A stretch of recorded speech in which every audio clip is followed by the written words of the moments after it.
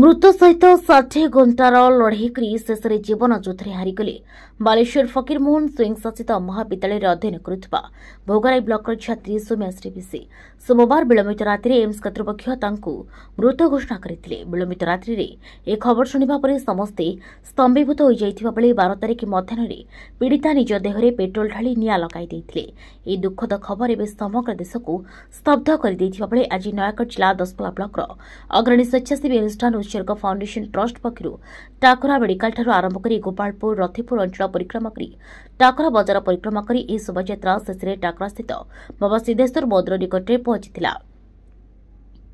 सेठी 2 minute Nirav प्रार्थना कराଯାଇଥିବା बेले घटनाରେ संपृक्त अभियुक्तଙ୍କ विरोधରେ दृढ़ कार्यानुष्ठान ग्रहण कराଯିବା ପାଇଁ दाबी रखिथिले ट्रस्ट सभ्य और उपस्थित महिला युवक और छात्र।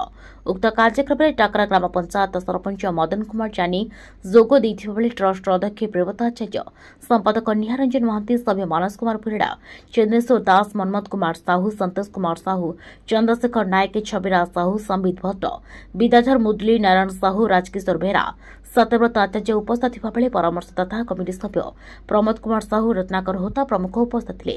अन्यମାନଙ୍କ ମଧ୍ୟରେ निर्मलचंद्र बारिक भली शताधिक समाजकर्मी निर्मलचंद्र बारिक भली शताधिक समाजसेवी बुद्धिजीवी छात्र युवक महिला सामिल होते। कैंडल शोभायात्रा पर बाबा सिद्धेश्वर मंदिर प्रांगण नीरव प्रार्थना कराଯିबा सहित सोम्याश्री परिवार लोकंकु 1 कोटी टंका सहायता राशि प्रदान करने उपस्थित जनसाधारण गणमाध्यम सम्मुख में दाबी रखा सहित अभियुक्तों विरोध में दृढ़ कार्यानुष्ठान नेबापई दाबी रखिथिले। सौम्याश्री विशी तांकर अमर आत्मार सद्गति हेउ गोटे निरीह जीवन चलीगला।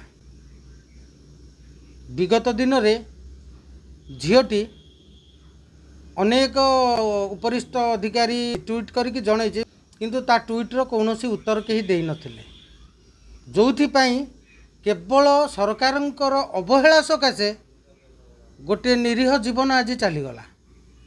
तारी परे जो कॉलेज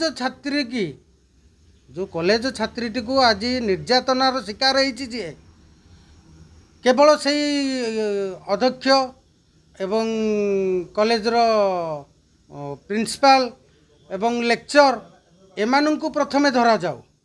एमाने समस्ते से संश्लिष्ट अछंती तो दंड विधान तांको पई करा जाऊ।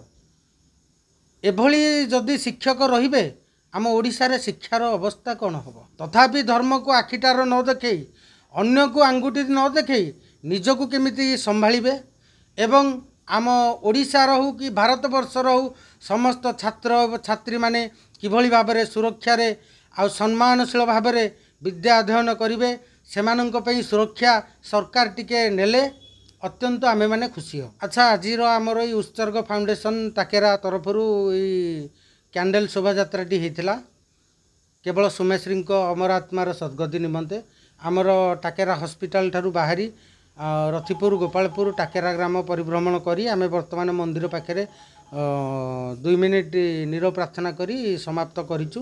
अंचलर किछि जन छात्र छात्री एवं मुख्यतः आमर सरपंच एवं महिला किछि संश्लिष्ट होइतेले। निश्चित भाव में ये समाजसेवी बुद्धिजीवी समस्ते अछंती, समस्ते आमको सहयोग करछंती कैंडल शोभायात्रा रे।